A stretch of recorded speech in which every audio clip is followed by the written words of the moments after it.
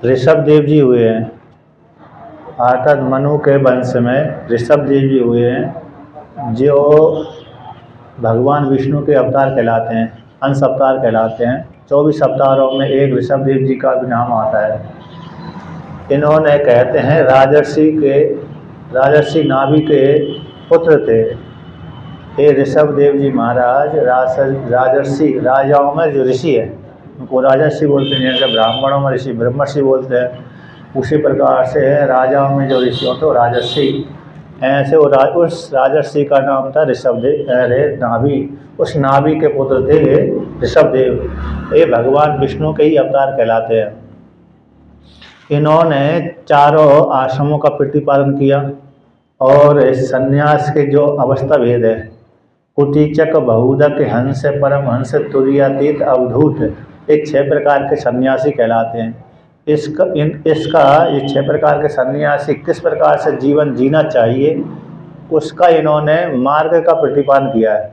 शास्त्रों में वर्णन कर दिया। 6 प्रकार के सन्यासी होते हैं, कुटीचक होते हैं, बहुदक होते हैं, हंस, परमहंस और तुरीयातीत और अवधूत। ये शास्त्र में वर्णन आता है, उपनिषदों का उपनिषद में आता है।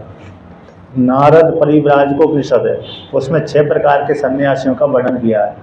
अब वो 6 प्रकार के सन्यासियों का जीवन किस प्रकार से होता है उसको इन्होंने अपने उदाहरण के द्वारा, अपने आचार के द्वारा, व्यवहार के द्वारा दिखलाया है। तो इनका जन्म हुआ, जन्म के पश्चात गुरुकुल आदि में गए, अध्ययन किया, फिर ब्रह्मचर्य का पालन किया, पहला आश्रम निर्वाह किया, दूसरे आश्रम में प्रवेश किए, अर्थात घार जीवन स्वीकार किया। फिर इनके पिता ने इनको राजगद्दी भी दे दी, तो अच्छी प्रकार से इन्होंने राज्य संचालन किया। उसी राज्य संचालन करते करते इनके 100 पुत्र पैदा हुए। इनमें सबसे बड़ा जो पुत्र था भरत था। अन्य और भी छोटे छोटे पुत्र थे, लेकिन जो 100 पुत्र थे, 100 पुत्रों के मध्य में भरत, जिसके नाम से ये भारत कहलाता है, इस बड़े महान हुए थे। ये भी भगवान विष्णु के अंश से ही पैदा हुए थे, बड़े तेजस्वी थे, बहुत यज्ञ करने वाले थे।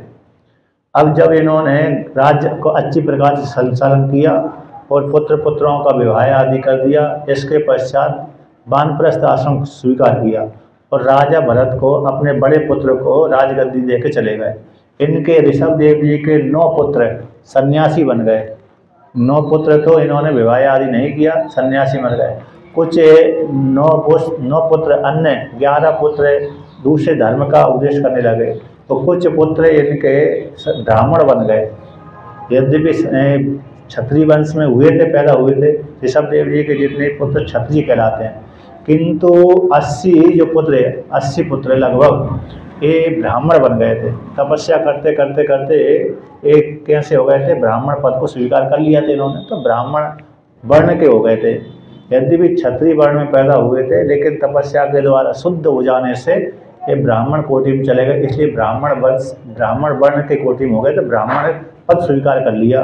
तो 86 इनके जो पुत्र थे वे ब्राह्मण बन गए थे। यानी 81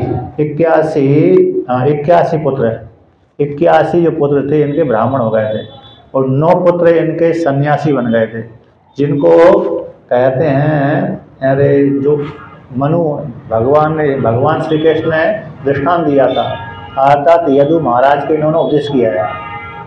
ऋषभ देव जी के जो 9 पुत्र थे, उन्होंने यदु महाराज जो याति के पुत्र, बड़े पुत्र थे, उनको इन्होंने उपदेश किया था। 9 योगेश्वर कहलाते हैं, इन्हीं का नाम है 9 योगेश्वर। इन्होंने ब्रह्म ज्ञान का उपदेश किया था यदु महाराज को। तो इस प्रकार से तो इनके सारे पुत्र बड़े श्रेष्ठ थे।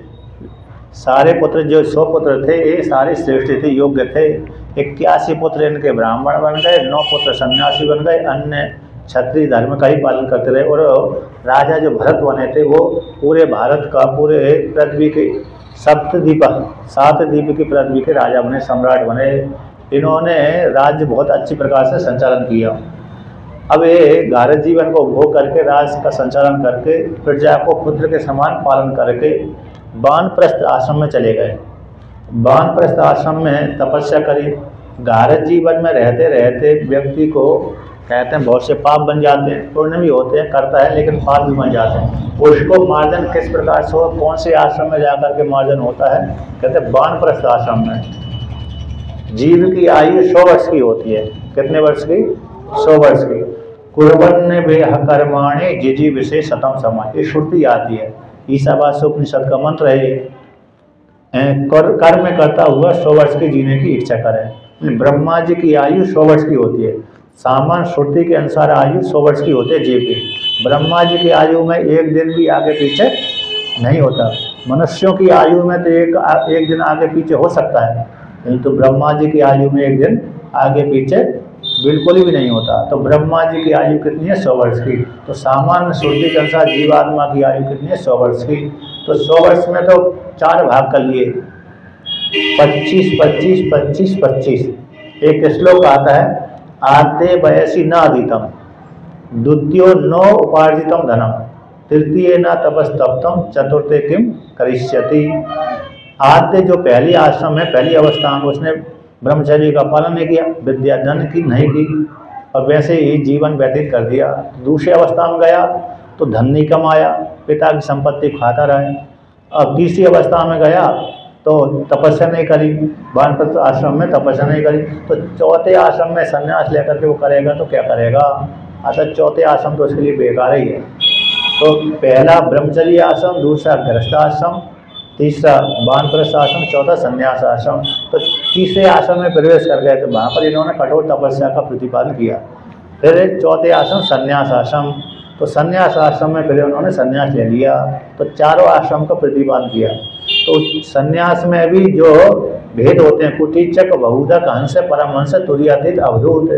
कुटीचक का अर्थ होता है जैसे भारत जीवन का उपभोग करते करते व्यक्ति बैराग हो गया लेकिन ज़्यादा बैराग नहीं हुआ, तो घर के पास में ही कुटी बना ली उसने, यानी ज़्यादा दूर देश में नहीं गया। जैसे आपका ये गांव है, गंगा किनारे कुटी बना ली, तो गंगा किनारे कुटी बनाकर रहने लगे। अब वही फिर वहाँ से भिक्षा मांगने के लिए अपने परिवार वालों के पास में ही आते थे। कुटीचक जो होते हैं परिवार वालों के पास में ही भिक्षा मांगते रहते हैं, घर से दूर ज़्यादा नहीं जाते, अपने नगर के पास में आसपास में कुटिया बना के रहते हैं, 2-5 किलोमीटर के दूर में। बहुधक होते हैं कि ज़्यादा राज्य की सीमा में चले जाते हैं, दूर हो जाते हैं, 50-100 किलोमीटर दूर हो जाते हैं। पर अब ये परिवार में, रिश्तेदारों में भिक्षा मांगते हैं, परिवारों में नहीं मांग पाते क्योंकि 100 किलोमीटर के आसपास के एरिया में रहते हैं। ये बहुधक हो गए। अब हंस में फिर और दूर देश में, दूसरे प्रदेश में चले जाते हैं, ये हंस कोटि हो जाते हैं। फिर इनके शिखा सूत्र, कुटीचक बहुधक के शिखा सूत्र रहते हैं, जनेऊ चोटी रहते हैं, जनेऊ रहता है और चोटी रहते हैं। हंस की फिर जनेऊ चोटी नहीं रहते, अतः एक चोटी रखते हैं लेकिन शिखा नहीं रखते। और परम हंस की चलो हंस की शिखा चोटी दोनों का ही त्याग कर दिया। और परम हंस का तो कहते हैं शिखा है, चोटी है और दंड आदि सबका त्याग कर देता है। ये परमहंस सन्यासी कहलाते हैं। हंस सन्यासी, परमहंस सन्यासी, कुटीचक सन्यासी, बहुधक सन्यासी, हंस सन्यासी, परमहंस सन्यासी। इनके पास में मात्र भिक्षा का पात्र रखा होता है, भिक्षा का पात्र, और दूसरा कोई पात्र रखे नहीं है। जल का पात्र रख सकते हैं, भिक्षा का पात्र रख सकते हैं, तो भिक्षा का पात्र और जल का पात्र रखते हैं बस अपनी नित्य क्रिया करने के लिए। तो परमहंस सन्यासी कहलाता है। अब इससे आगे बढ़े, परमहंस सन्यासी से आगे बढ़े तो तुरीयातीत, तो ज्ञान का चिंतन करते करते, आत्मा का चिंतन करते करते उनको ऐसी अवस्था हो जाती है उनकी अपने पराय का भेद नहीं रहता, अपने पराय का भेद नहीं होता। और ज्ञान की जो सप्त भूमिका है, ज्ञान की 7 भूमिका होती है, स्वेच्छा, विचारणा, तन्मांसा, सत्वपत्ति, असंशक्ति, पदार्थ भावनी, तुरीयातीत। ये 7 भूमिका को पार कर जाने वाले को तुरीयातीत कहते हैं। अथवा आत्मा को जिसने अपरोक्ष साक्षात्कार कर लिया उसको तुरीयातीत कहते हैं। तो ये 5वां सन्यासी हो गया, 5वें नंबर का। अवधूत की वृत्ति कैसी होती है? ये भी जैसे परमात्मा को इसने साक्षात्कार कर लिया, अंतिम वाला हो गया। इसको न मान का पता रहता है, न अपमान का पता रहता है। किसी ने भोजन दे दिया तो खा लिया, किसी ने नहीं दिया तो नहीं खाया, किसी ने इसके साथ गलत व्यवहार किया तो कोई दोष नहीं लगा, मतलब कोई उसके मन में विकार उत्पन्न हुआ ही नहीं। तो इस प्रकार की जो 6 प्रकार के सन्यासी होते थे, उन 6 प्रकार के सन्यासियों का इन्होंने दिखलाया, प्रतिपादन किया कि इस प्रकार से तुर्यातीत कहलाते हैं सन्यासी, इस प्रकार के अवधूत अवस्था वाले सन्यासी कहलाते हैं। तो अवधूत अवस्था में जिनका नाम ज़्यादा आता है, एक दत्तात्रेय का आता है, संवर्त मुनि का आता है, जड़ भरत का आता है और ऋषभ देव जी का आता है। ये तुर्य ये अवधूत अवस्था में विचरण करते रहते हैं। अर्थात जो 1 वर्ष का बालक है, जिसको जहाँ लेटा तो वहीं लेटा रहता है, ना उसको कपड़े का वाहन देता है, ना अपने ना पराये का वाहन देता है।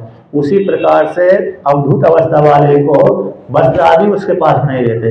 कभी दे दिया तो ठीक है, किसी ने दे दिया तो पहन लिया, तो निकाल के फेंक देता है। तो वस्त्र आदि उसके पास नहीं रहते। जैसे 1 वर्ष के बालक में नग्न आदि रहता है प्राय करके, गर्मी के समय, ठंडी में तो माता पहना देती है, लेकिन प्राय कर को दृष्टांत तो ही है। 1 वर्ष का बालक है, 5 महीने का बालक, तो उसको ठंडी गर्मी का कोई मतलब ज्ञान नहीं रहता। उसी प्रकार से अवधूत अवस्था वाले सन्यासी को भी ठंडी गर्मी का, सुख दुख का और भूख प्यास का कुछ भान ही नहीं रहता। धूल में पड़ा है तो धूल में पड़ा रहता है, वर्षा में तो वर्षा में, जैसी अवस्था जैसे किसी उस काल वृत्ति बन गई उसी प्रकार से प्रवेश करता है, उस जगह को चुन लेता है। एक जगह एक ही स्थान पे ठहरता भी नहीं है वो, कभी यहाँ कभी वहाँ, कभी वहाँ कभी वहाँ। जैसे कोई आपने पागल देखा होगा, पागल व्यक्ति हो जाता ना, तो वो भी एक जगह ठहरता नहीं। किसी ने कपड़ा पहना दिया तो पहन लिया, किसी ने कुछ कर दिया तो कुछ कर दिया। तो उस ये अवस्था अवधूत अवस्था कहलाती है। तो इन ऋषभ देव भगवान ने 6 आश्रम का प्रतिपादन किया था, 6 सन्यासियों का और 4 आश्रमों का। अच्छा, ऋषभ देव जी के वंश परंपरा में ही एक महावीर हुए, उसी में फिर उन्होंने ही ऋषभ देव जी को आदि गुरु मान करके जैन परंपरा चलाई। तो जैन परंपरा इन्हीं को ये आदि गुरु मानते हो। ऋषभ देव भगवान को क्या मानते हैं? आदि गुरु मानते, आदि देव मानते हैं जैन परंपरा में। उन्हीं की परंपरा में महावीर स्वामी हुए थे, उन्हीं की परंपरा में। तो उन्होंने ही फिर इस प्रकार से जैन परंपरा चलाई और आदि गुरु ऋषभ देव जी कहलाते हैं उनके, आदि भगवान आदि गुरु इस प्रकार से। तो इनके सबसे बड़े पुत्र ऋषभ देव जी, फिर ऋषभ देव जी का फिर क्या हो गया? शरीर छूट गए, ब्रह्म में लीन हो गए। अतः संन्यास लेने के पश्चात अवधूत अवस्था का प्रतिपादन करने के पश्चात फिर अपने स्वरूप में लीन हो गए। इन्होंने बहुत से राज करते करते करते बहुत से यज्ञ किए थे, और सारे यज्ञों का फल भगवान विष्णु के चरणों में अर्पण कर दिया था। अब इनके जो पुत्र, बड़े पुत्र थे कौन? भरत जी। तो भरत जी ने क्या कहते हैं, राज संचालन किया। अतः राजा बन गए। राजा बनने के पश्चात पूरी पृथ्वी पे उन्होंने राज किया। 7 द्वीप वाली जो पृथ्वी होती है उसके ऊपर क्या किया? राज संचालन किया। तो पहले भरत जी से पहले इस वर्ष का अजनाभ वर्ष नाम कहलाता था। क्या कहलाता था? अजनाभ वर्ष। जैसे ही भरत जी राजा बने, उन्होंने दिग्विजय प्राप्त करी, उसी काल से इस देश का नाम पड़ गया भारतवर्ष। भारतवर्ष के भीतर भारत खंड आता है। भारतवर्ष बड़ा कहलाता है। भारत वर्ष बड़ा होता है और खंड छोटा होता है। भारतवर्ष से भारत खंडे, भारतवर्ष से भारत खंडे। तो वर्ष का अर्थ हो गया पूरा भारत तो आ ही गया, श्रीलंका आदि आ गए, लंका आदि आ गई, चीन आ गया, और उधर का जो रूस आदि तक पहुंच गया। रूस आदि जो क्षेत्र है वो भारतवर्ष के अंतर्गत ही जाता है। इतना बड़ा वर्ष होता है, समुद्र के पूरे समुद्र से घिरा हुआ ही है। इधर उधर चीन आदि को लेकर के और रूस आदि तक को सीमा को भारतवर्ष कहते हैं। इतनी बड़े क्षेत्रफल को भारतवर्ष है। उसी प्रकार से और भी कुशावर्त है, इलावर्त है, ब्रह्मावर्त है, मलय है, केतु है, भद्रसेन, इंद्रसेन, इंद्र इस प्रकार विदर्भ और कीकट है। ये 9 राजकुमार ऋषभ देव जी के थे। कहते हैं इन्होंने भी जहाँ जहाँ पर राज किया वहाँ पर इनके नाम से वो देश पड़ गया। जैसे ब्रह्मावर्त मलय है, तो मलय देश तो केरल में कहलाता है, मलय पर्वत, और केतु पर्वत, भद्रसेन, इस प्रकार से ये भी बड़े बलवान थे। और उनसे छोटे कवि, हरि, अंतरिक्ष, प्रबुद्ध, पिपलायन, आविर, होत्र, द्रुमल, चमस, करभाजन, ये भागवत धर्म का प्रचार करने वाले बड़े भगवान के भक्त थे। यही कैसे कहते हैं, ये 9 योगीश्वर बने थे। ये 9 योगीश्वर बन करके यदु महाराज को ज्ञान को उपदेश किया था, सन्यासी बन गए थे। तो इस प्रकार से अब आगे वर्णन करते हैं। तो कहते हैं जो इनके ऋषभ देव जी के जो पुत्र किसी देश विशेष में, कीकट देश में बहुत से पुत्र रहते थे, तो वहां पर ऋषभ देव जी ने सन्यासी बन करके इनके पुत्रों को उपदेश किया कि मेरे को सभी रूप में जानो, भगवान विष्णु ही सभी रूप में गया हुआ है, भगवान विष्णु से भिन्न कोई नहीं है, आप मेरे को ही इस रूप में चिंतन करो। किस रूप में? जितने भी मानव दिख रहे हैं, जीव जंतु दिख रहे हैं, वो मैं ही हूँ, मुझसे भिन्न कोई नहीं हूँ, और मानवों की सेवा करते रहो, मानवों की तुम सेवा करते रहो। इस प्रकार से अपने पुत्रों को उपदेश दिया था इन्होंने, ऋषभ देव जी ने। जब इन्होंने पुत्रों को राज बांट दिया था, अन्य पुत्र राज संचालन करते थे, कुछ करते थे, कुछ दूसरे देश में राज करते थे, और भरत जी पूरे पृथ्वी के शासन करते थे, और अन्य जो छोटे भाई थे छोटे छोटे देश में रह करके राज संचालन करते थे। इन्होंने कहा, अपने पुत्रों से ज्ञान का उपदेश किया कि तुम मनुष्यों का सेवा करते रहो, मानव धर्म में अर्थात मनुष्य पालन करते रहो, जीव जंतुओं की सेवा करते रहो, भगवान की पूजा पाठ करते रहो, इससे तुमको क्या हो जाएगी? सुख की प्राप्ति होगी। यदि तुम सेवा आदि धर्म का पालन नहीं करेंगे, पूजा पाठ नहीं करेंगे, ईश्वर का चिंतन नहीं करेंगे, तो फिर क्या हो जाएगा? दोष के भागी होंगे। इसलिए तुम मेरे को ही तत्त रूपों में देखो, अतः मैं ही इन रूपों में गया हुआ हूँ, जितने भी जीव जगत दिख रहा है वो सब में मैं ही गया हूँ। इस प्रकार से अपने पुत्रों को उपदेश किया। फिर इनका विधेय कैवल्य की प्राप्ति हो गई। अब वो कहते हैं राजा भरत जी हुए, जो भरत नाम से कहलाते हैं। तो राजा भरत ने बहुत सी यज्ञ किए। ऋषभ देव जी के शरीर के त्याग करने के पश्चात इन्होंने, राजा भरत जी ने बहुत कई वर्षों तक क्या किया? राज्य किया था। उसमें कहते हैं राजा भरत जी ने विश्वरूप की एक कन्या थी पंचजनी के साथ इन्होंने विवाह किया था। अब विवाह करने के पश्चात इनसे कई पुत्र पैदा हुए, और कई पुत्र पैदा होने के पश्चात यहाँ पर इनको वर्णन के 1 करोड़ वर्ष तक इन्होंने राज संचालन किया था। अब बहुत वर्ष हो गए, तो इतनी बड़ी आयु तक इन्होंने क्या किया था? राज संचालन किया था। तो कहते हैं इन्होंने कई प्रकार के यज्ञ, कई प्रकार के राशि यज्ञ, अश्वमेध यज्ञ और चातुर्मास यज्ञ, होता, अद्वैय, उद्गाता, ब्रह्मा, इन 4 यज्ञों के द्वारा प्रकृति याग, विकृति याग, चातुर्मास याग, 10 पूर्णमास याग, अग्निहोत्र, पशु सोम आदि छोटे बड़े कृतु कई प्रकार के यज्ञ किए, और यज्ञ करके भगवान विष्णु की इन्होंने पूजा करी। अब इनके कई हजार वर्ष से व्यतीत हो जाने के पश्चात अब इनको जगत से वैराग हो गया। क्या हो गया? जगत से वैराग हो गया, और अपने पुत्रों को राज दे दिया। अपने पुत्रों को राज दे करके जंगल में चले गए, क्योंकि पहले का नियम था राजा राज करता था, फिर चौथे पन में अथवा तृतीय पन में बुढ़ापा आ जाने पर जंगल में चला जाता था, घर में नहीं रहते था। जैसे ब्राह्मण है, क्षत्रिय आदि है, अन्य है, तो राज का संचालन करके आदि आयु भोग करके तृतीय आश्रम में पहुंचते ही जंगल में चले जाते थे। अभी भी जाते हैं, पहले भी जाते रहते थे, अभी कम हो गए, लेकिन पहले के सारे राजा प्राय करके सारे राजा जंगल में जाते थे। और ऋषि मुनि भी उसी प्रकार से, ऋषि मुनि तो जंगल में रहते ही थे, लेकिन राजा आदि भी जंगल में चले जाते थे, और ब्राह्मण आदि वे क्षत्रिय वैश्य आदि भी जंगल में जाते थे। और इन्होंने भारत जीवन को भोग किया। भोग करने के पश्चात पुत्र पुत्रियों का विवाह किया। पुत्र पुत्रियों के विवाह करने के पश्चात अब उसका घर में रहने का कोई अधिकार नहीं रहता था। पुत्र पुत्रियों का जब तक विवाह नहीं किया तब तक तो घर में रहने का अधिकार है, क्योंकि उनके विवाह करना है। अब जैसे ही पुत्र पुत्रियों का विवाह कर दिया, उस काल में उस पिता का दायित्व समाप्त हो जाता था। इसके पश्चात उसको एक ही दायित्व बचता है कि वानप्रस्थ आश्रम स्वीकार करके गंगा किनारे, यमुना किनारे अथवा जंगल में चले जाए, एकांतवास करे, फिर बाद में संन्यास ले ले। उसी प्रकार से इन्होंने भी राज का संचालन किया, पुत्र पैदा किए और कई प्रकार के अश्वमेध यज्ञ किए। और अश्वमेध यज्ञ, वाजपेयी यज्ञ, अन्य यज्ञ करने के पश्चात भगवान विष्णु की पूजा करी।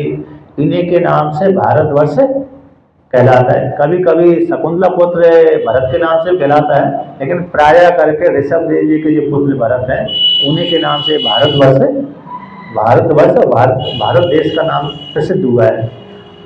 तो अब यहाँ पर वर्णन करते हैं कि इन्होंने जब बैराग ले लिया, पुत्रों को राजगद्दी दे दी, तो एक कहाँ पर गए? कहते हैं नेपाल में गए। पूरे देश के तो स्वामी थे, तो नेपाल में मुक्तिनाथ से गंडकी नदी निकलती है। मुक्तिनाथ जहाँ मंदिर है वहां से, और ऊपर दामोदर नामक एक कुंड है, तो वहां से गंडकी नदी निकलती है। कृष्णा नदी भी कहते हैं और गंडकी नदी भी कहते हैं। कहते हैं उसमें कृष्णा नदी कृष्ण के स्वरूप को बोध कराने वाली, कृष्ण भगवान के पास में भेजने वाली को कृष्णा नदी, काली नदी, उसमें शालिग्राम शिला पाई जाती है। कहते हैं उस नदी का जो पत्थर होता है, उस गंडकी नदी का जो पत्थर होता है वही शालिग्राम शिला कहलाता है, लेकिन वो काला काला होना चाहिए। उसमें चक्र रहता है, शालिग्राम शिला के भीतर चक्र रहता है। अब कहीं शालिग्राम शिला कहीं शिव के आकार वाली होती है, कहीं विष्णु के आकार वाली होती है, कहीं नरसिंह के आकार वाली होती है, कहीं ब्राह्मण के आकार वाली होती है, कहीं परशुराम जी के आकार वाली होती है, कहीं राम के रूप वाली होती है, कहीं कृष्ण के रूप वाली होती है। और उसका फल भेद हो जाता है। शिला का, शालिग्राम शिला का पूजा करने से फल भेद होता है।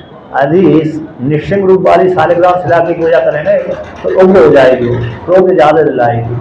राम रूप वाली करेंगे तो ठीक है, कृष्ण रूप वाली शिला का पूजा करेंगे तो ठीक है। तो पहचान होगी उसके सामान्य रूप से पहले गोल होने चाहिए।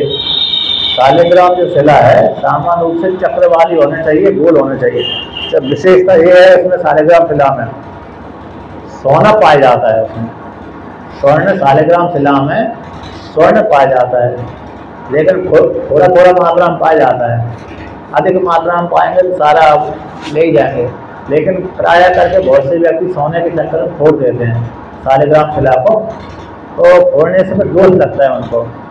तो प्राय करके गंडकी नदी से आता है, गंडकी नदी में शालिग्राम शिला मिलते हैं, काले काले होते हैं। इनके जलपान करने से बड़ा रोग की निवृत्ति होती है। शालिग्राम शिला का जलपान करेंगे तो रोग की निवृत्ति होती है। बहुत से लोगों को शांत करता है शालिग्राम शिला का जल, जैसे नर्देश्वर का जल रोगों को शांत करता है, उसी प्रकार से शालिग्राम शिला का जल भी रोगों को शांत करता है। तो गंडकी नदी के किनारे की तपस्या करने के लिए गए, तो कहाँ पर गए? पुलह और पुलस्त्य ऋषि का आश्रम है। गंडकी नदी का 3 भाग वर्णन करते हैं। तो मुक्तिनाथ तो सिर है गंडकी नदी का, और पुलह पुलस्त्य आश्रम नाभि है। पुलह पुलस्त्य आश्रम नाभि है, और जहाँ पर गंगा जी में गंडकी नदी मिलती है वो उच्चरण क्षेत्र कहलाता है। तो बिहार में जा करके गंगा जी में मिली है गंडकी नदी। गंडकी नेपाल से निकलती है, नेपाल होते हुए बिहार में जा करके गंगा जी में मिल जाती है गंडकी नदी। तो उससे नदी का जो पत्थर होता है काला काला, वो शालिग्राम शिला कहलाती है। तो एक पुल है और पुलस्त्य आश्रम, जहाँ पर भगवान विष्णु हमेशा निवास करते, उस स्थान पर कुटिया बनाई और रहने लगे, यानी वानप्रस्थ आश्रम स्वीकार करके रहने लगे। जगत से वैराग्य था ही है इनका, तो वहीं पर रह करके साधना करने लगे और भगवान विष्णु की आराधना करते थे। सुबह स्नान करते थे, दोपहर को स्नान करते थे और सायंकाल को स्नान करते थे, और भगवान विष्णु की आराधना करते थे। और खाने के लिए, यानी जहाँ पर रहेंगे खाने के लिए तो चाहिए, तो उस काल में क्या खाते थे? तो प्राय करके फल फूल ही खाते थे। तो फल फूल खाने के लिए, लेने के लिए जंगल में जाते थे। इस वृक्ष में पहले की मात्रा में फल फूल ज़्यादा मिलते थे, अभी की मात्रा में फल ज़्यादा नहीं मिलते। अभी तो व्यक्तिगत हो गए, लेकिन पहले जंगलों में बहुत फल प्रकृति के द्वारा उत्पन्न होते थे, पैदा होते थे। और पहले के राजा प्राय करके रास्तों के मार्ग में फल लगाते थे, फल वाले पौधे लगाते, पेड़ लगाते थे, जिससे राह चलने वाले व्यक्ति को फल मिलता रहे। अभी की सरकार ऐसा नहीं करती, लेकिन पहले के राजा लोग इसी प्रकार से करते थे। राजा भी करते थे, सामान्य प्रजा भी फल वाले पौधे ज़्यादा लगाते थे, जिससे कोई ना कोई व्यक्ति उसको फल खा ले, जिससे आपको पुण्य की प्राप्ति होती रहे। किसी को यदि भोजन नहीं प्राप्त हुआ, उन फलों को खा करके ही व्यक्ति रह जाता है, जीवन यापन कर सकता है। तो राजा भरत भी जंगल में जाते थे, फल ला करके लेके आते थे और भाषण करते थे, और पूजा भगवान को अर्पण करके पूजा पाठ करते रहते थे। अब वहीं पर एक घटना घटी। किसी काल विशेष में राजा जो भरत जी हैं पूजा साधना कर रहे थे, गंडकी नदी में बैठ करके साधना कर रहे थे, किनारे पे बैठे थे। उसी काल में एक हिरणी आई, और हिरणी आकर के उसने जलपान किया, अब उस काल में हिरणी गर्भवती थी, तो कहते हैं जलपान कर रही थी, उसी काल में एक शेर ने दहाड़ मार दी, तो दहाड़ को सुनकर के भयभीत हो गई हिरणी। अब उसी जैसे ही भयभीत हुई तो भयभीत होकर के उसने छलांग मारी, नदी के इस पार छलांग मारी, तो छलांग मार दी, उसका गर्भ चित हो गया और उसका गर्भ गंडकी नदी में बहने लगा। तो ऊपर पानी पी रहे थे, नीचे की धारा में भरत जी साधना कर रहे थे, तो देखा कि एक मृग का बालक बहता बहता आ रहा है। अब वो मृगी तो डर के मारे गुफा में गई और जाकर के मर गई। मृगी का शरीर छूट गया, किंतु जो बालक था मृगी का, वह बहते बहते उनके पास में आ रहा था, नीचे की ओर आ रहा था। तो भरत जी ने देखा कि ये तो आश्रय से हीन है, मातृ से हीन है, अब मेरे को रक्षा करना चाहिए, क्योंकि जो जिसकी शरण में आता है उसके द्वारा रक्षी हो जाता है। और जो कहते वो रक्षा का वचन जानते थे, शरणागत का आश्रय जानते थे, शरणागत का धर्म जानते थे। जो व्यक्ति जिसकी शरण में आता है उसको रक्षा करना चाहिए उस व्यक्ति को, तो शरणागतों का धर्म को जानते थे। इसलिए इसका कोई आगे पीछे नहीं, और मेरे आश्रम मेरे पास में आया है, आकर मेरे द्वारा ये रक्षा करने के योग्य है। तो ऐसा जान करके उसके ऊपर करुणा उसको जागृत हो गई। अर्थात राजा भरत जी को उस मृग के बालक के ऊपर करुणा जागृत हो जाने से उसको नदी से पकड़ लिया। लेकिन उनके लिए क्या बन गया, एक प्रतिबंधक हो गया, तपस्या के लिए एक प्रतिबंधक हो गया था। अब उस बालक को लेकर तो आए, ममता उनकी बढ़ने लगी। उस बालक के लिए क्या करने लगे, धीरे धीरे से कुछ काल रहते जैसे प्रेम बढ़ी जाता है, राग बढ़ जाता है। एक वस्तु कोई भी व्यक्ति जिसके पास में रहेगा तो शुरू में कम प्रेम रहेगा, ज्यादा दिन रहने लगते तो और ज्यादा बढ़ जाता, और ज्यादा दिन रहता तो और भी ज्यादा बढ़ने लगता है। तो मृग का बालक छोटा था, कोमल था, अब उसके प्रति राजा भरत का राग प्रेम बढ़ने लगा। तो प्रेम वही प्रेम कैसा है, राग में परिवर्तन हो गया। अब उनकी जो साधना करते थे, सुबह से लेकर के साधना करते थे, भगवान विष्णु की आराधना करते थे, किंतु उस बालक के आ जाने से, हिरण्य के बालक के आ जाने से, हिरण्य के बच्चे के आ जाने से उनका आधा भजन पूजन छूट गया। अब उनको देखने लगे कहीं भाग न जाए, कहीं इधर न चला जाए, कहीं उधर न चला जाए, कहीं शेर न खा जाए, कहीं भेड़िया न खा जाए, कहीं कुत्ता न खा जाए, कहीं बाघ न खा जाए। उधर ध्यान जाने लगा। अब उधर जाने लगा, कुछ काल तक कम जा रहा था, फिर ज्यादा जाने लगा। अब उसके जंगल में फल लेने के लिए जाते थे भरत जी, और उसको भी साथ लेकर जाते थे। क्यों जाते थे, यदि मैं आश्रम में छोड़ करके जाऊंगा इस बालक को, इस हिरण के बच्चे को, तो कहते हैं कहीं शेर आ गया तो खा जाएगा, इसलिए उसको साथ साथ लेकर जाते थे। अब वहां पर रास्ते में जब जाते थे हरी हरी घास भी मिलती थी, तो उस हरी हरी घास को हिरण का बच्चा चरने लगता था। तो जब चरने लगता था तो फिर उसके लिए फिर वही प्रतीक्षा करना पड़ती थी। कभी हिरण के बच्चे को गोद में लेते थे, कभी खिलाते थे, दुलाते थे, सभी प्रकार से। कभी कभी उसको डांटे भी थे हिरण के बच्चे को। तो आता थे हिरण के बच्चे के साथ आसक्ति ज्यादा हो जाने से, प्रेम ज्यादा बढ़ जाने से उनका जो भजन था, पहले तो 12 घंटे करते थे, फिर उनका 6 घंटा हो गया, फिर 3 घंटा हो गया, फिर तो 2 ही घंटा हो गया, फिर 1 घंटा, फिर छूट ही गया। आदत कम हो गया, बहुत ही कम, नाम मात्र के लिए बचा, क्योंकि उसी में ज्यादा प्रेम बढ़ गया, आसक्ति ज्यादा हो गई। तो जब ज्यादा हो गई थी, फिर धीरे धीरे से बहुत काल व्यतीत हो जाने के पश्चात, भजन संध्या छूट जाने के पश्चात, तो उनका वो काल आ गया। कौन सा काल आ गया, आत्म मरण का काल आ गया, वृद्धावस्था आ गई थी पूरी। यदि वो हिरण का बच्चा, यहाँ पर वर्णन आता है कि हिरण का बच्चा यदि जंगल में चला जाता था और देर में आता था, तो उसके प्रति चिंता करते थे, कहीं शेर न खा जाए, कहीं शेर ने तो नहीं खा लिया, नहीं कहीं कुछ ने तो भेड़ियों ने तो नहीं पकड़ लिया, कहीं रीछ ने तो नहीं पकड़ लिया। अच्छा, दूसरी बात है, जब भजन करते थे तो यदि हिरण का बच्चा नहीं दिखता था और साधना में बैठे हैं, तो साधना में बैठने पर भी वो खड़े होकर के देखते थे, कहीं दूर तो नहीं चला गया। यदि दूर चला गया है तो लेने के लिए चले जाते, साधना छोड़ करके, और यदि पास में है तो पुनः भजन करने लगते थे। और यदि ओझल हो जाता था हिरण का बच्चा, तो फिर उड़ करके देखने लगते थे। इस प्रकार से देखते देखते उनके कर्म छूट गए, साधना छूट गई। अब उनको मालूम ही नहीं था कि प्रतिबंधक है मेरे लिए, परमात्मा की प्राप्ति में प्रतिबंधक है। अब इसके पश्चात कहते हैं कि उनका वो अंतिम काल आ गया।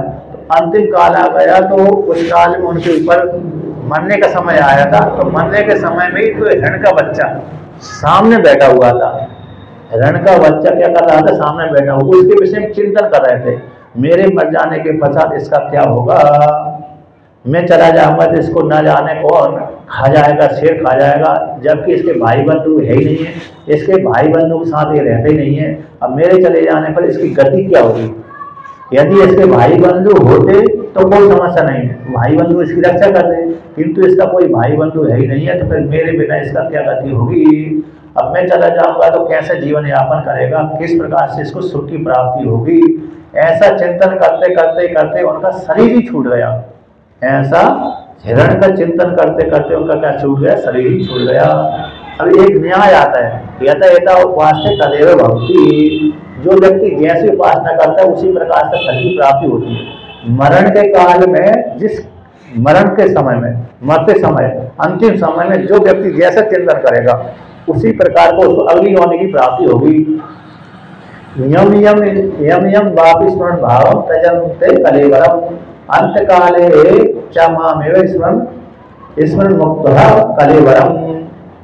ये बात आदत्तम तमेति कौन्ते सदा तद भाव भाविता यम यम स्मरण यम यम वापि स्मरण भावम तजन्ते कलेवरम तम तमेवेति कौन्ते सदा तद भाव भाविता। भगवान ने गीता में वर्णन किया कि जो व्यक्ति जिसका स्मरण करता है, स्मरण करके जिस शरीर को छोड़ता है, जो व्यक्ति मरण काल में जिस वस्तु को चिंतन करके शरीर को छोड़ता है उसी फल को प्राप्त करता है, उसी योनि को प्राप्त करता है। यदि मरते समय उसने किसी स्त्री का चिंतन किया तो अगले जन्म में स्त्री बनेगा, यदि मरते समय किसी पुरुष का चिंतन किया तो पुरुष बनेगा, मरते समय उसने किसी जानवर का चिंतन किया तो जानवर बनेगा, मरते समय किसी कीड़े मकोड़े का चिंतन कर लिया तो वो कीड़े मकोड़े ही बनेगा। जैसी उसकी उपासना होती है, यथा यथा उपासते तदेव भक्ति, जैसा मरते समय चिंतन करेगा उसी प्रकार से उसको अगली योनि की प्राप्ति होगी, चाहे वो स्त्री हो चाहे वो पुरुष हो। इसलिए मरते समय सावधान रहते हैं। जैसे घर वाले तो उसके सामने हो जाते हैं, खड़े हो जाते हैं, घर वाले कि हमारे पिताजी अथवा माताजी मर रहे हैं तो हम उनके सामने खड़े हो जाएं, हमारे अनुपस्थित रहने पर उनका शरीर ना छूटे। जब वो उनके सामने खड़े हो जाते हैं तो उनकी वृत्ति उसी में लग जाती है। मरने वाली वृत्ति किस में लग जाती है, पुत्र पुत्रियों में ही लग जाती है, फिर अगले जन्म पर उसी प्रकार से बनते हैं। लेकिन जो महात्मा आदि होते हैं अथवा ऋषि मुनि होते हैं वो अपने भाई बंधु अथवा पुत्र को सामने रखते नहीं है, वो कहते तुम दूर दूर जाओ, हम शांति से चिंतन करेंगे। अब जैसे भीष्म का महान ने शरीर छोड़ा, उन्होंने कहा 5 पांडवों को हटा दिया और सामने किसको रखा, भगवान श्री कृष्ण को। भगवान श्री कृष्ण ने कहा हे भगवान, हे वासुदेव, मैं शरीर को त्याग करना चाहता हूँ तो मेरे सामने खड़े हो जाओ। तो भगवान श्री कृष्ण उनके सामने खड़े हुए। अर्जुन को सामने नहीं रखा उन्होंने, अर्जुन को नहीं रखा, युधिष्ठिर महाराज को सामने नहीं बुलाया, ना द्रौपदी को बुलाया, बल्कि भगवान श्री कृष्ण को सामने बुलाया, आप मेरे सामने खड़े हो जाओ, मैं शरीर को त्याग करना चाहता हूँ। तो भगवान श्री कृष्ण सामने खड़े हुए थे। उसी प्रकार से जो साधु आदि होते हैं अथवा ऋषि मुनि होते हैं वो किसी मरते समय किसी दूसरे पत्नी पुत्र भाई बंधु का चिंतन नहीं करते, किंतु सामान्य जो स्त्री पुरुष होते हैं वो अपने मरते समय भाई बंधु का ही चिंतन करते हैं। तो इसलिए अब जैसा चिंतन किया हम मरते समय उसी प्रकार की योनि की प्राप्ति उनको होती है। तो यहाँ पर भी भरत जी ने मरते समय हिरण का चिंतन कर रहे थे, तो चिंतन करते करते करते अगले जन्म में हिरण योनि की प्राप्ति हुई। मर गए, शरीर छोड़ गए, लेकिन उनकी साधना निष्फल नहीं गई। साधना उनकी पूरे ज्ञान तो है लेकिन प्रारंभ हो उनका ऐसा ही था। तो क्या किया उन्होंने, मरते समय हिरण का चिंतन किया था, अगली योनि उनको क्या प्राप्त हो गई, हिरण। तो कहाँ पर जन्म हुआ उनका, कालिंजर पर्वत के ऊपर। कालिंजर पर्वत कहाँ पर है, चित्रकूट। तो चित्रकूट का जो पर्वत है वहां पर उनका मृग योनि में जन्म हुआ। अब मृग योनि में जन्म होने के पश्चात उनको पूर्व की स्मृति बन जाएगी, जिसको बोलते हैं जात स्मरण। जैसे आपने कभी देखा होगा किसी बालक को कोई जन की स्मृति बनी रहती है, तो मैं अमुक घर का स्वामी था, मेरे माता पिता वो थे, यदि पैदा यहाँ पर हुआ है, लेकिन वो उसकी जब पूर्व जन्म की स्मृति जागृत हो जाती है तो कहता है मेरा घर ये नहीं, मेरा घर तो वो है, मेरी इतने पत्नी है, ये पत्नी है, पुत्र भाई बंधु वो वहाँ पर रहते हैं, मेरे को उस स्थान पर ले चलो, तो उसको बोलते जात स्मृति, पूर्व जन्म की स्मृति जागृत हो जाती है। उसी प्रकार से मृग योनि में जाने के पश्चात भी भरत जी की पूर्व जन्म की स्मृति नष्ट नहीं हुई, उनको ज्ञान बना रहा। अरे मैं पूर्व जन्म में तो राजा भरत था, मैंने एक मृग के चक्कर में अपनी सारी साधना को निष्फल कर दिया, पश्चाताप हुआ। उनको मृग योनि प्राप्त होने के पश्चात पश्चाताप होने लगा। अब वो संग से डरने लगे, क्या करने लगे? संग से डरने लगे। उन्होंने अपने भाई बंधु को छोड़ दिया। हिरण के रूप में पैदा हो जाने के पश्चात उन्होंने अपनी जो माता थी, भाई बंधु थे, उनको उनके झुंडों में रहते नहीं थे, संग से दूर हो गए। आधा संघों को संग किया ही नहीं, उन्होंने अपने भाई बंधुओं का संग नहीं किया, क्योंकि जानते थे एक संग करने से मेरे को मृग योनि की प्राप्ति हो गई। अब पुनः दोबारा संग करूंगा तो ना जाने कौन सी योनि को मैं जाऊंगा। इसलिए संग को उन्होंने त्याग दिया, अपने माता से, पिता से, भाई बंधु से दूर होने लगे और ऋषियों का संग करने लगे। ऋषियों के संग करते करते करते पुनः वो कहाँ पर पहुंच गए? जहाँ पर पहले साधना करते थे, नेपाल में गंडकी नदी के किनारे, वहीं पर पहुंच गए। कुलह और प्रस्थ ऋषि का आश्रम में के किनारे वहीं पर पहुंच गए। वहां पर नित्य भगवान विष्णु का निवास स्थान है। तो वहां पर रह करके सूखी हरी हरी घास भी नहीं खाते थे, तो प्रारब्ध भोग काटने लगे, वो सूखी घास खाते थे। अब फिर कुछ काल के पश्चात उन्होंने क्या किया? गंडकी नदी में गए, आधा शरीर ऊपर उठा के रखे, आधे शरीर नीचे जल में डुबो के रखा। तो वहीं पर गंडकी नदी में शरीर का त्याग कर दिया। तो हिरण की जो योनि थी उसको त्याग कर छोड़ दिया। अब हिरण होने के पश्चात फिर उनका अगला जन्म हुआ कौन?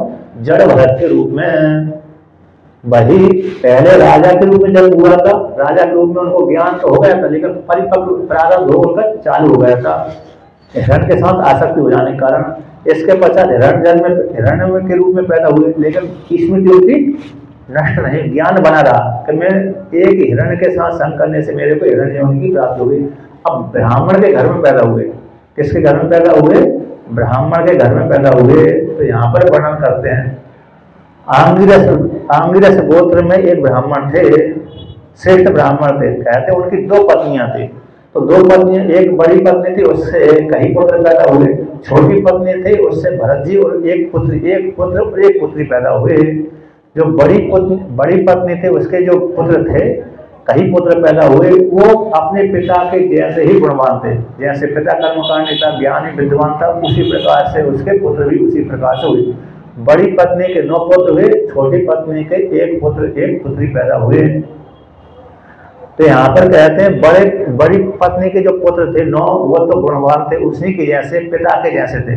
किंतु छोटी पत्नी के जो पुत्र भरत हुए, वो पिता के जैसे नहीं थे। यद्यपि थे तो पिता से श्रेष्ठ, ज्ञानी थे, ज्ञान से संपन्न थे।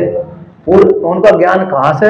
राजा भरत के रूप में रहते रहते ज्ञान हो गया था, लेकिन प्रारब्ध भोग उनका इतना लंबा चल रहा था, क्योंकि भरत के रूप में रह करके उन्होंने किसी से ज्ञान प्राप्त नहीं किया, किसी गुरुकुल में पढ़ने ही नहीं गए। और पिताजी ने अपने संस्कार तो करवा दिया, लेकिन ज्ञान का उपदेश किया तो ज्ञान उन्होंने लिया ही नहीं। गायत्री का उपदेश किया, लेकिन गायत्री को उच्चारण करके सुनाया नहीं।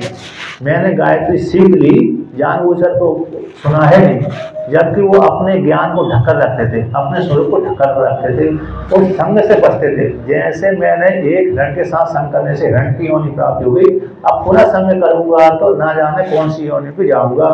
इस हेतु से वो पिता के सामने विपरीत कार्य करते थे। यद्यपि अंदर से थे ज्ञानी और बाहर से कैसे रहते थे? मूर्ति के समान, जड़ के समान, इसी उनका नाम पड़ गया जड़ भरत। तो यहाँ पर कहते हैं, तो छोटे जो पुत्र भरत थे और एक कन्या थी। अब वही कहते हैं, पिता ने बड़ा हुआ, भरत जी बड़े हुए। भरत जी बड़े हो जाने के पश्चात पिता ने देखा कि मेरा एक ब्राह्मण का पुत्र है, मेरा पुत्र है, अब इसको शिक्षा देना चाहिए। तो 8 वर्ष की अवस्था में ब्राह्मण को उपनयन संस्कार होता है, क्षत्रिय का 12 वर्ष की अवस्था में उपनयन संस्कार होता है, और वैश्य का 16 वर्ष की अवस्था में उपनयन संस्कार होता है। तो ब्राह्मण, क्षत्रिय, वैश्य 3 वर्णों का उपनयन संस्कार होता है। तो कभी कभी ब्रह्म तेज को बढ़ाने के लिए ब्राह्मण का 5 वर्ष में उपनयन संस्कार कर लेते हैं, ब्राह्मण के बालक का, और क्षत्रिय का 8 वर्ष की अवस्था में उपनयन संस्कार कर देते हैं, और वैश्य का 12 वर्ष की अवस्था में उपनयन संस्कार कर देते हैं, अतिक्रमण कर देते हैं कभी कभी तो नहीं तो नियम के अनुसार 8, 12 और 16 ये शास्त्र का नियम है। और कभी कभी अतिक्रमण कर देते हैं। जैसे आदिगुरु शंकराचार्य भगवान का स्वप्न संस्कार हुआ, 5 वर्ष की अवस्था में संस्कार हुआ था। 8 वर्ष की अवस्था में तो उन्होंने सन्यासी ले लिया था, सन्यासी बन गए थे। 8 वर्ष की अवस्था में आदिगुरु शंकराचार्य भगवान क्या हो गए थे, सन्यासी बन गए थे। और 5 वर्ष की अवस्था में उपनयन संस्कार हुआ। 3 वर्ष में 2-2.5 वर्ष में तो चारों वेद पढ़ लिए और पढ़ाने भी लगे। और 8 वर्ष की अवस्था में तो सन्यासी बन गए थे। तो कभी कभी अतिक्रमण होता है। प्राय करके सामान्य जो बालक होते हैं उनका नियम के अनुसार करते हैं। तो कभी 7 वर्ष की अवस्था में, कभी 8 वर्ष की अवस्था में, कभी 9 वर्ष की अवस्था में, कभी 10 वर्ष की अवस्था में, कभी 11, कभी 12। और यदि समय से बाहर हो जाते हैं तो दोष लगता है। जैसे ब्राह्मण के बालक का उपनयन संस्कार 8 वर्ष से आगे की आयु बढ़ती है तो नहीं करते तो दोष लगता है, ब्रह्म बंधु कहलाता है। उसी प्रकार से क्षत्रिय बालक का 12 वर्ष से अधिक आयु में उपनयन संस्कार कराते हैं तो क्षत्र बंधु और वैश्य बंधु। तो इस प्रकार से यहाँ पर कहते हैं उनका 5 वर्ष अथवा 6 वर्ष अथवा 7 वर्ष की अवस्था में उपनयन संस्कार कर दिया। उपनयन संस्कार करने के पश्चात गायत्री मंत्र का उपदेश किया। गायत्री मंत्र का उपदेश करने, ओम से युक्त होकर के गायत्री मंत्र का उपदेश किया। किंतु कहा कि सुनाओ, 6 महीना 3 महीना तक उनको सुनाया, किंतु उन्होंने उच्चारण करवाया, सीखी नहीं, जानबूझ करके सीखी नहीं। और पिता अपने पुत्रों को कहते थे इस प्रकार से आचरण करो, इस प्रकार से आचरण करो।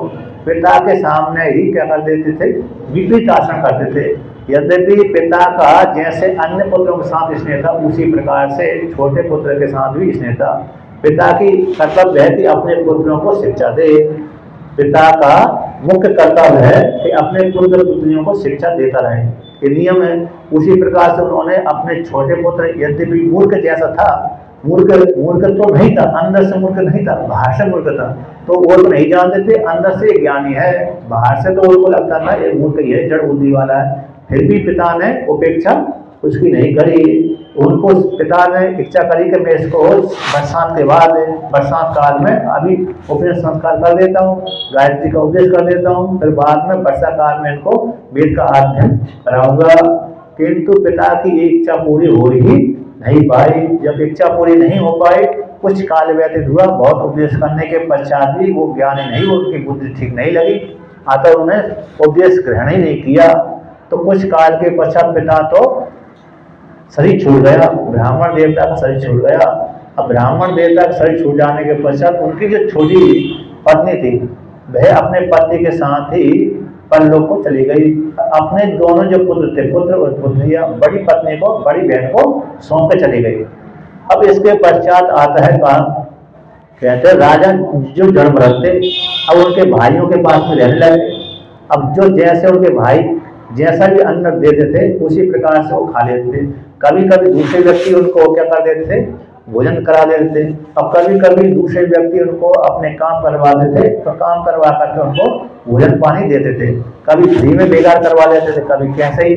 तो कभी कभी भाइयों ने देखा कि दूसरे व्यक्ति इससे काम लेते हैं और दूसरों पर मजबूरी करता है, जीवन यापन करता है, क्यों ना हमारा ही काम करे, हम इसके भाई बंधु भी हैं और दूसरा हमारा काम करेगा तो ठीक होगा। लेकिन जो दूसरे का काम करता है ठीक नहीं लगता है। तो अपने उन भाइयों ने क्या किया, उसको एक काम दे दिया कि खेत की रखवाली करो।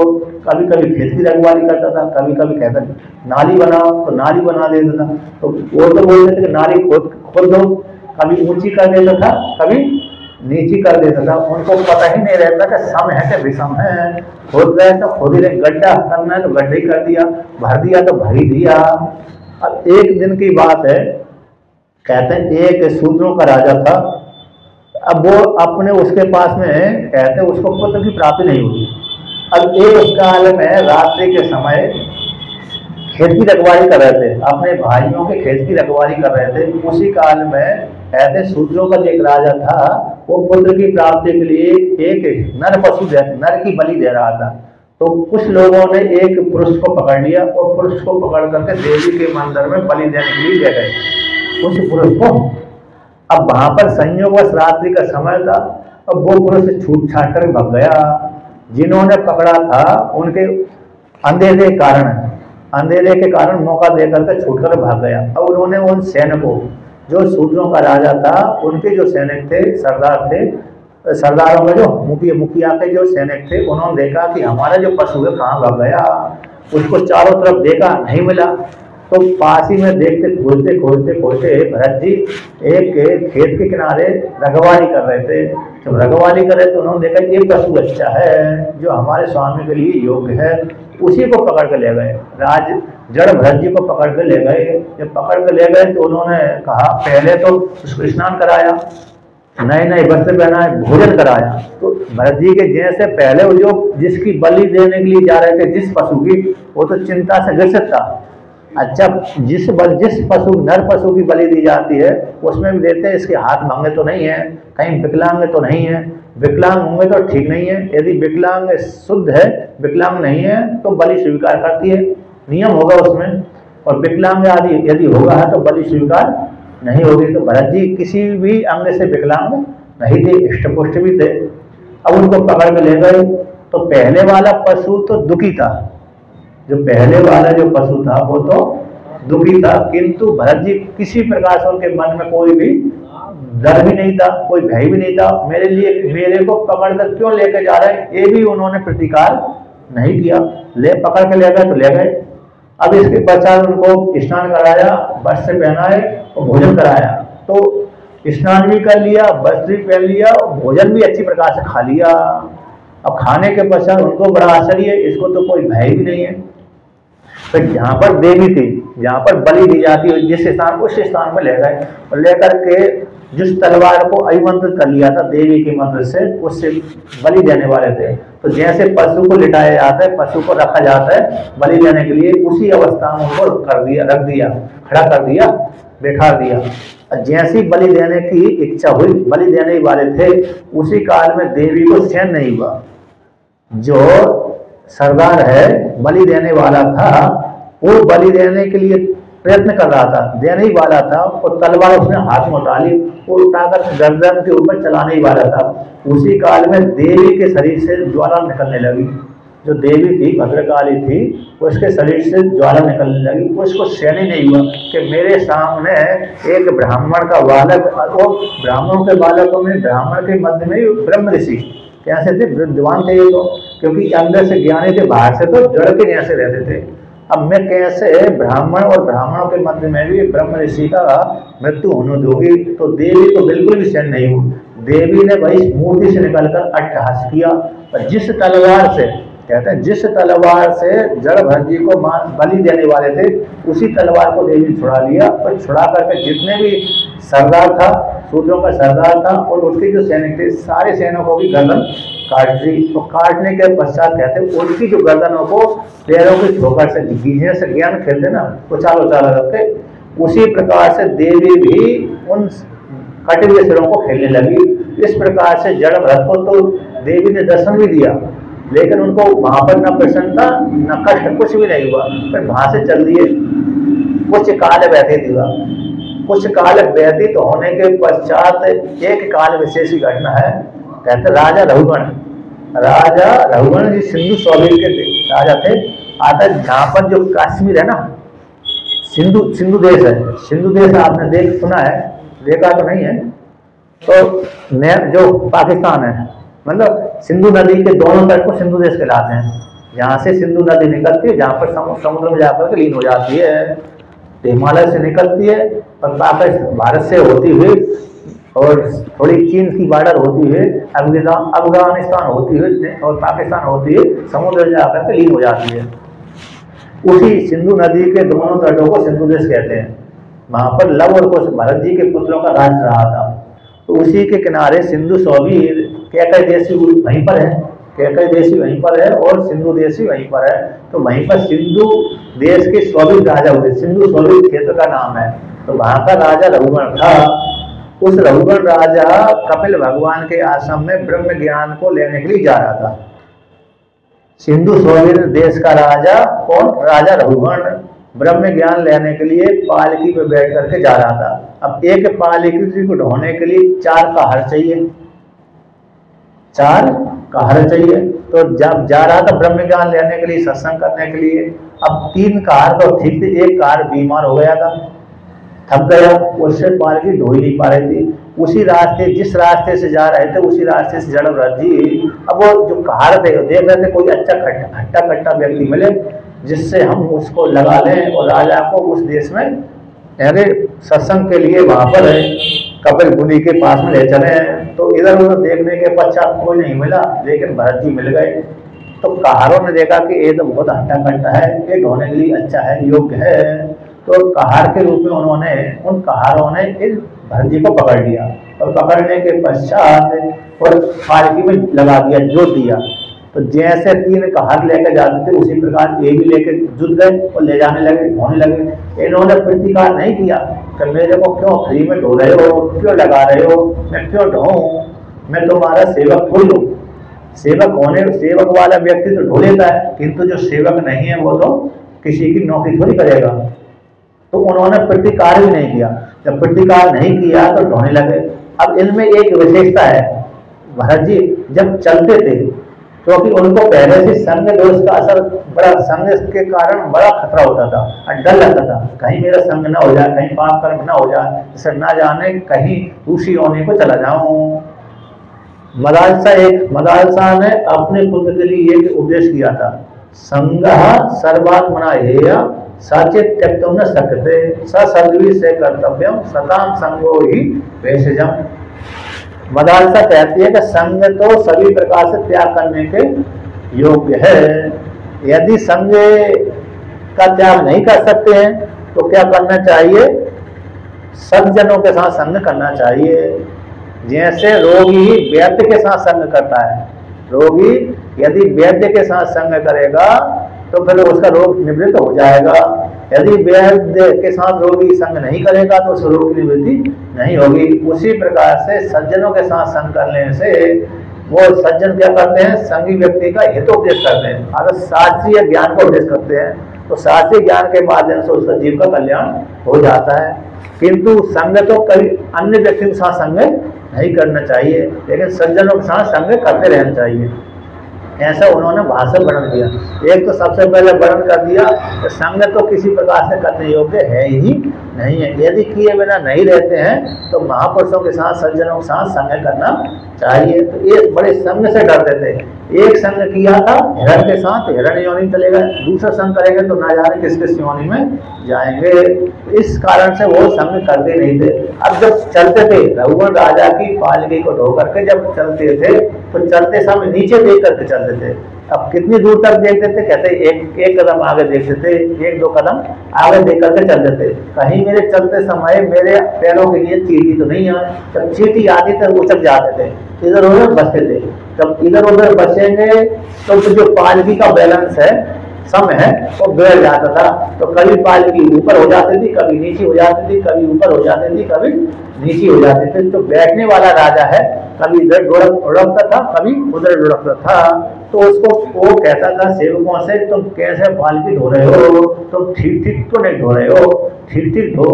तो 1 बार डांटा, 2 बार डांटा, तो कहारों ने बोल दिया महाराज हम तो ठीक प्रकार से चल रहे हैं, किंतु नया वाला जो व्यक्ति है यही ठीक प्रकार से नहीं चल रहा।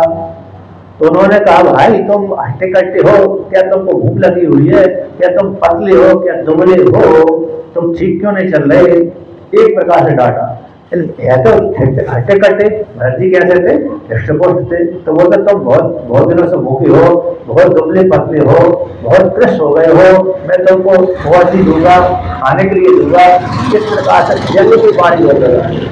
यदि जैसे सामान्य व्यक्ति और व्यक्ति की वाणी बोल रहे हैं तो उसको दूसरे प्रकार से बोलना पड़ेगा, जिसमें जो गुण नहीं है वो गुण को उजागर कर देते हैं।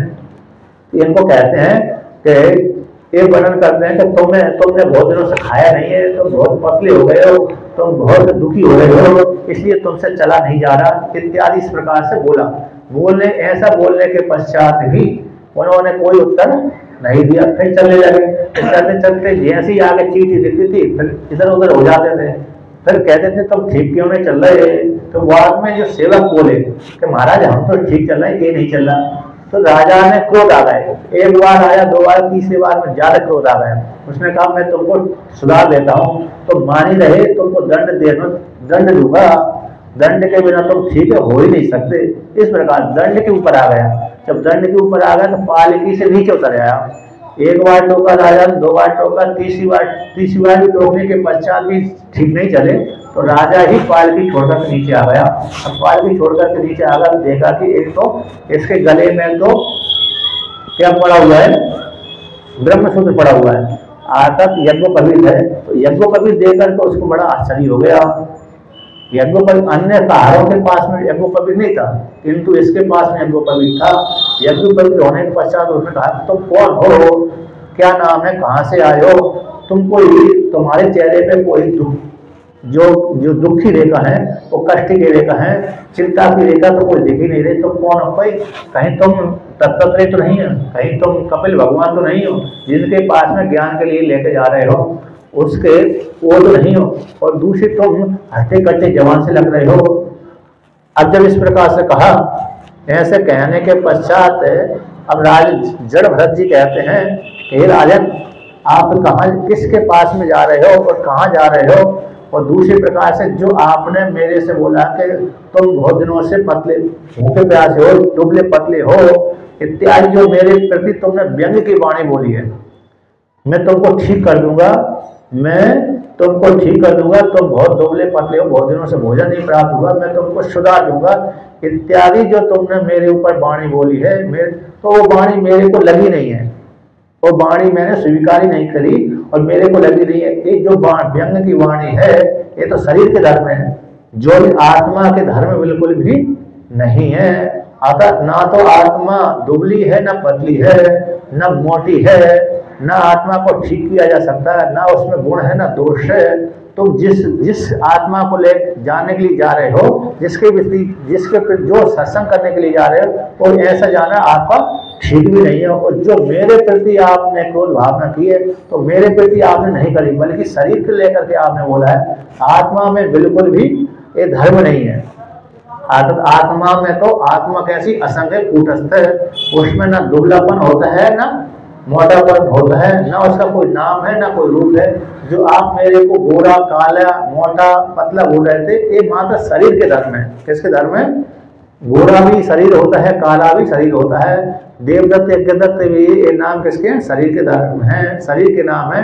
आत्मा के बिल्कुल भी नाम नहीं है।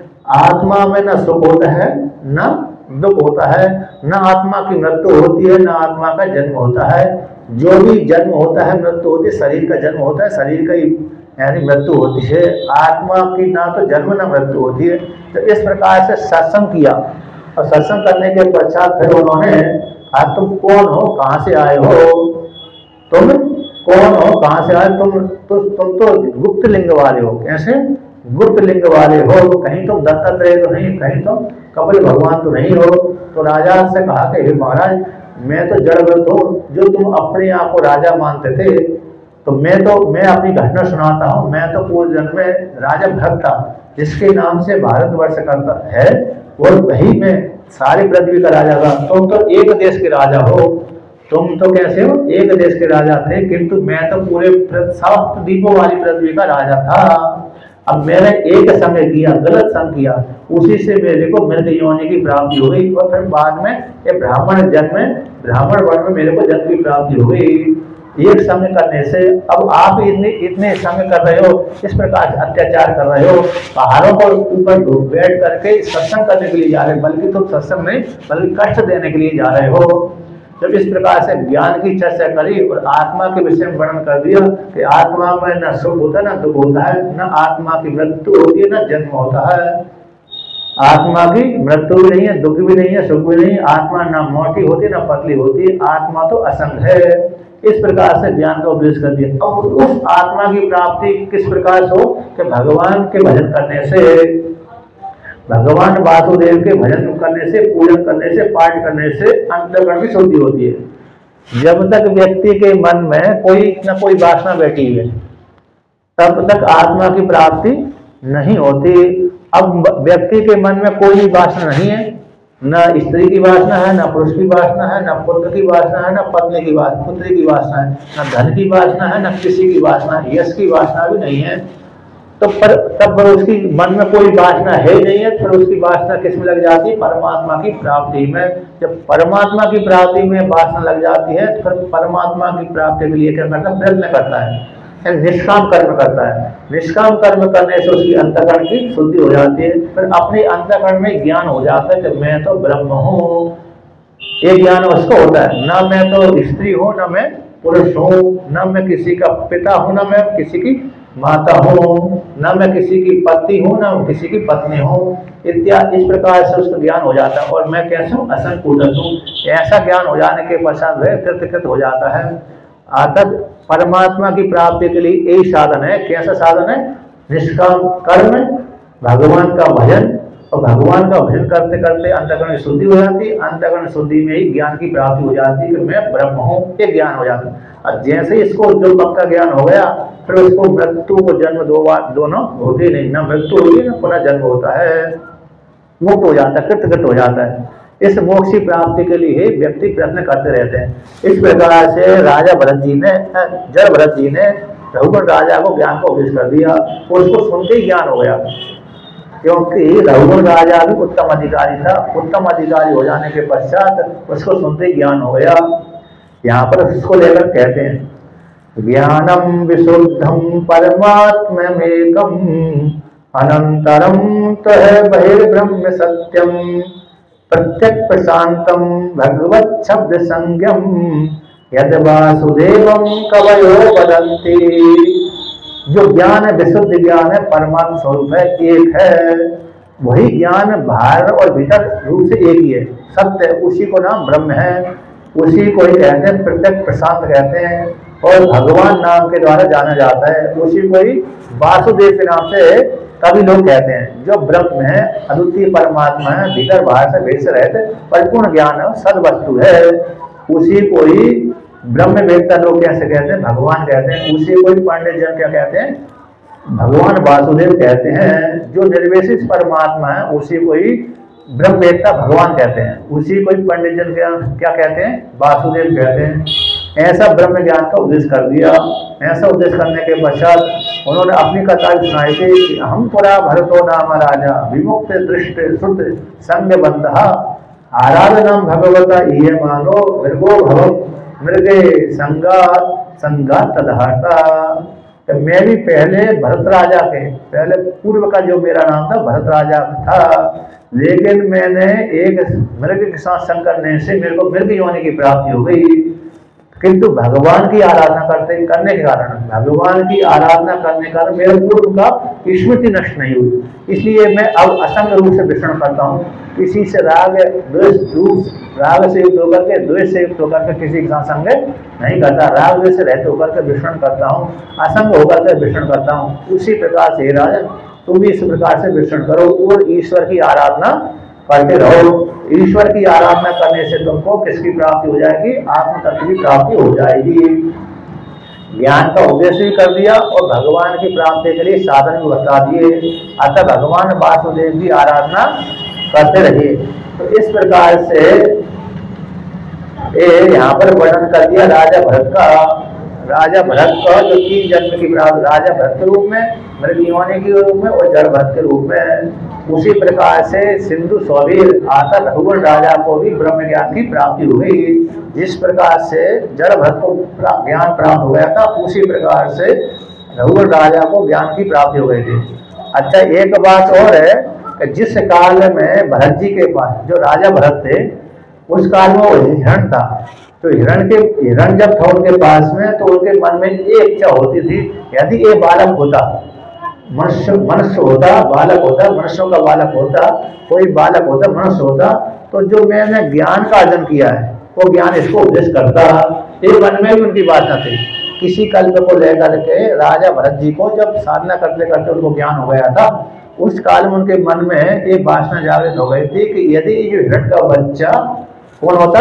मनुष्य का बालक होता, मनुष्य होता, तो जो मैंने ज्ञान अर्जन किया तो इसको उपदेश करता। तो वही वासना उनको क्या कर रही? अगले योनि को प्राप्त करा दिया। मृग योनि में चले गए, फिर ब्राह्मण के रूप में पैदा हुए। अब वही जो हिरण का बालक था, अगले जन्म में रघुवर राजा के रूप में पैदा हुआ था। तो भाई उसी ज्ञान, जो पहले ज्ञान देने वाले थे मृग को मृग के रूप में देते, लेकिन मृग तब वो मृग था, वो ग्रहण नहीं कर पाया। किंतु वही जो मृग है रघुगुण राजा के रूप में पैदा हुआ, और पैदा होने के पश्चात जड़ भरत जी से ज्ञान को उपदेश ग्रहण किया। तो मृग योनि वाला जो रघुगुण राजा भी, अथवा दूसरा भी हो सकता है, अथवा वो मृग ही रघुगुण राजा बना था, अथवा दूसरा कोई रघुगुण राजा बना होगा। इस प्रकार से रघुगुण राजा को जड़ भरत ने ज्ञान दे दिया, और ज्ञान देने के पश्चात दोनों ही मुक्त हो गए। जड़ भरत जी जैसे आते वैसे चले गए। फिर बाद में राजा ही पालकी में बैठ नहीं गया। राजा जब अब ज्ञान लेने के पश्चात पालकी में बैठने थोड़ी जाएगा, फिर तो सीधा सीधा गया। इसके पश्चात उनको गुरु के रूप में प्रणाम किया, ब्रह्म के रूप में प्रणाम किया, और प्रणाम करके आशीर्वाद लेकर के घर में चला गया।